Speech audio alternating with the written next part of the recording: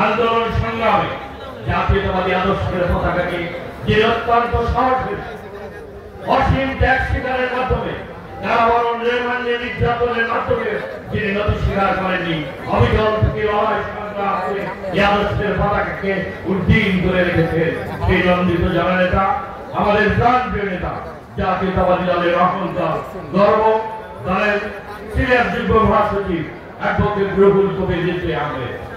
উপস্থিত রয়েছেন বিশেষ অতিথি আরেকজন সফল যুব নেতা, দলের যুগ্ম মহাসচিব অ্যাডভোকেট আব্দুল সালাম আজাদ।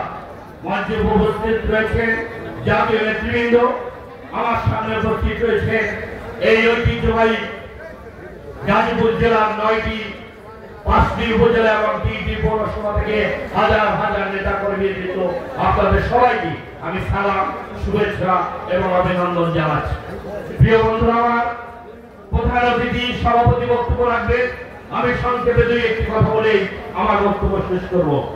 প্রিয় বন্ধুরা, আমার আপনারা জানেন আমরা এমন একটি দল করি, রাজনৈতিক দল করি, যে দলের আমরা সদস্য, সেই দলের প্রতিষ্ঠাতা শহীদ রাষ্ট্রপতি জিয়া রহমান তিনি একবারে কাগজে ইতিহাস রচনা করেছেন।